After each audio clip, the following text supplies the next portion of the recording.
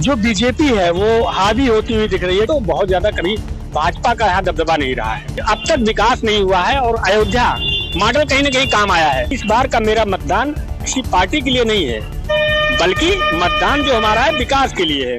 मौजूदगी अयोध्या में है। हम आपको बता दें, सबसे बड़ी बात, मिल्कीपुर का जो चुनाव था वो संपन्न हो चुका है। अब मिल्कीपुर का उपचुनाव क्या है, उसका समीकरण क्या था, जातीय समीकरण बहुत ही अहम था। मिल्कीपुर का उपचुनाव पूरा देश अब ये जानने की कोशिश कर रहा है, आखिरकार मिल्कीपुर में होने वाला क्या है, कौन किस पर भारी पड़ने वाला है, किसके सर पर सजेगा ताज।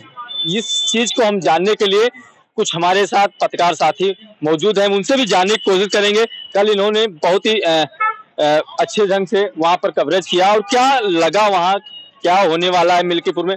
भाई साहब, बहुत बहुत स्वागत है।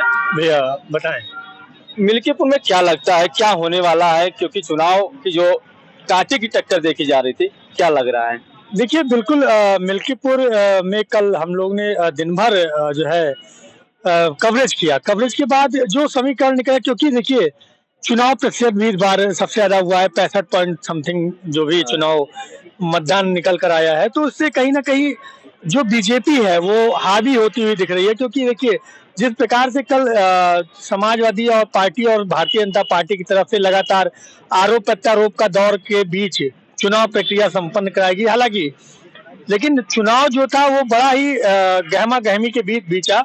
लेकिन अजीत प्रसाद भी अपने पूरे जो है दमखम के साथ पूरे चुनाव को करा रहे थे। उधर दूसरी तरफ जो भाजपा के प्रत्याशी हैं चंद्रभान पासवान, हालांकि लेकिन अगर समीकरण की बात की जाए तो देखिए जातीय समीकरण से अगर किया जाए तो वहां पे ब्राह्मण मतदाता ज्यादा है।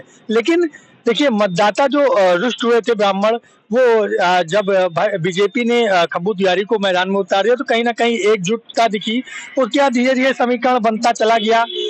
तो कहीं ना कहीं जो हालांकि एक बात और भी है कि कहा जाता है कि जो भारतीय जनता पार्टी सत्ता में है, तो कहीं ना कहीं जो उपचुनाव है वो सत्ता पक्ष का माना जाता है कि सत्ता पक्ष, लेकिन जो कल चुनाव देखने को मिला है वो कहीं ना कहीं लाजवाब था। मेरी जो मैंने अभी तक कई सारे चुनाव कराए हैं, मेरे अनुभव तो ये बोलते हैं कि बहुत ही जबरदस्त कल जो चुनाव हुआ वो बहुत जबरदस्त हुआ। हालांकि अगर चुनाव की बात की जाए तो कहीं ना कहीं विपक्ष से सत्ता हावी होते हुए दिख रही थी। आपने एक बहुत बड़ी बात की कि इस बार नहीं, इसके पिछला कई चुनाव देखा जाए, इतने प्रतिशत यहाँ पर वोट नहीं पड़े थे जितना प्रतिशत कल मिल्कीपुर के चुनाव में हुआ था। काफी बढ़ चढ़ के हिस्सा लोगों ने लिया है, चाहे वो मुस्लिम समुदाय के लोग रहे या कोई सब समाज का लोग थे, काफी बढ़ चढ़ के हिस्सा लिए थे। और आप कितने बजे से आपके हर बूथों पे जा रहे थे, हलचल हो गई थी?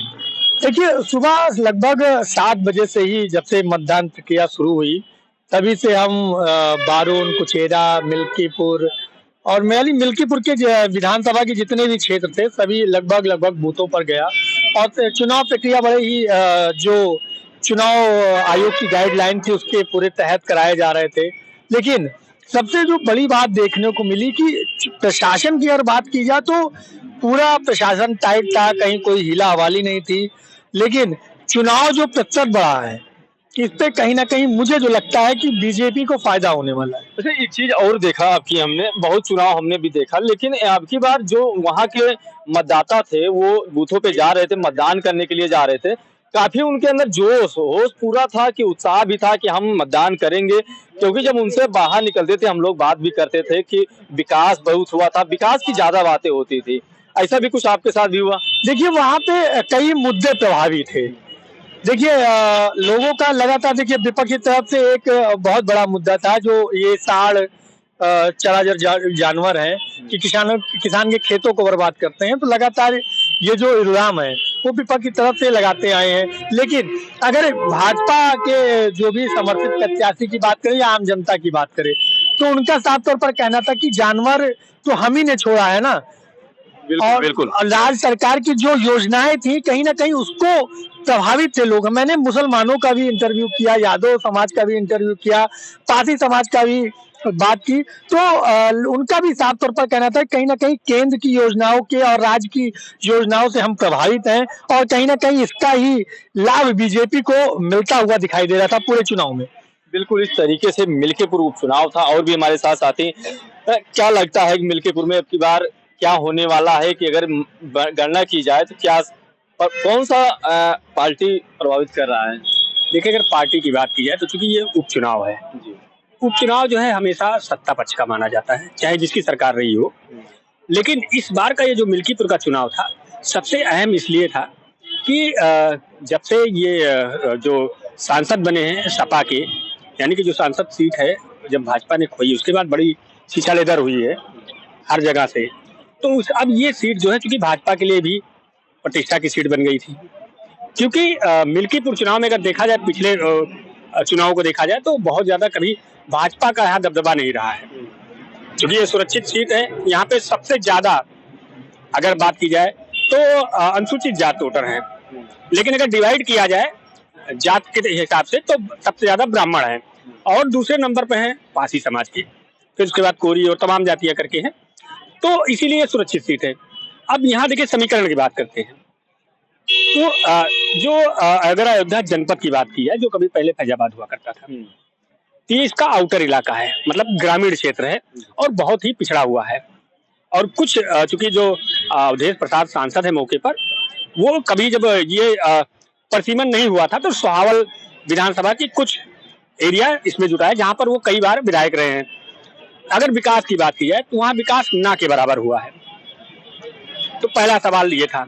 और दो फैक्टर जो हम लोग ने देखा बहुत अहम रहे हैं इस चुनाव में। पहला तो चर्चा ये थी कि सांसद पिता और बेटा विधायक। दूसरा फैक्टर ये रहा कि अब तक विकास नहीं हुआ है और अयोध्या मॉडल कहीं ना कहीं काम आया है। मंदिर फैक्टर नहीं काम किया है, लेकिन अयोध्या का जो विकास का मॉडल है वो बहुत काम आया है। लोगों ने ये कोशिश की कि जिस तरह से अयोध्या धाम का विकास हुआ है, अगर सरकार है, क्योंकि भाजपा की सरकार है और उपचुनाव है, इसमें अगर सत्ता पक्ष का विधायक बनता है तो विकास होगा। इसको यूं भी कहा जा सकता है कि अयोध्या मॉडल को मिल्कीपुर से जोड़कर देखा गया है, लेकिन अयोध्या का जो विकास का मॉडल है वो बहुत काम आया है। लोगों ने ये कोशिश की कि जिस तरह से अयोध्या धाम का विकास हुआ है, अगर सरकार है, क्योंकि भाजपा की सरकार है और उपचुनाव है, इसमें अगर सत्ता पक्ष का विधायक बनता है तो विकास होगा। इसको यूं भी कहा जा सकता है कि अयोध्या मॉडल को मिल्कीपुर से जोड़कर देखा गया है।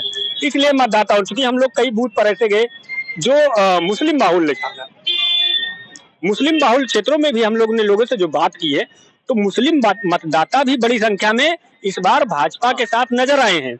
उनका साफ तौर पर कहना है कि इस बार का मेरा मतदान किसी पार्टी के लिए नहीं है, बल्कि मतदान जो हमारा है विकास के लिए है। बिल्कुल, एक चीज बहुत बड़ी बात आपने कह रहा है, लेकिन एक हम जब युवा से बात कर रहे थे तो युवा भी यही विकास को लेकर के बात कर रहे थे, चाहे वो शिक्षा विभाग की बात करें, चाहे वो प्रशासन सुरक्षा को लेकर। अब उनका भी यही कहना है कि हम सड़क पे चल रहे हैं जिस तरीके से पहले हम चल रहे थे, चाहे वो समाजवादी पार्टी की सरकार की सत्ता रही हो, इतनी सुरक्षित हम नहीं थे जो कि इस सरकार में हम सुरक्षित हैं। तो कहीं ना कहीं जो युवा थे वो भी बहुत जोश और होश में मतदान कर रहे थे। जी बिल्कुल। अब जैसा कि अभी आपने देखा भी होगा कि जब से सूचना जारी हुई है, उसके बाद से मुख्यमंत्री योगी आदित्यनाथ खुद 2 बार आ चुके हैं, 7 मंत्री लगाए गए हैं, 40 लगभग विधायक लगाए गए हैं।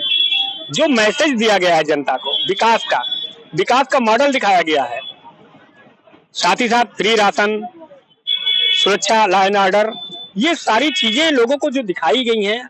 और लोगों का कहना है कि पहले की अपेक्षा कानून व्यवस्था भी दुरुस्त हुई है और विकास का मॉडल। युवा, मैंने देखा युवाओं में जोश जो था वो तो था, उसके साथ साथ वृद्ध जो थे, मैंने एक एक वृद्ध को ऐसे देखा डंडा टेकते हुए गए वोट डालने। तो क्या है ये बदलाव की बयार कहीं न कहीं देखने को मिली है।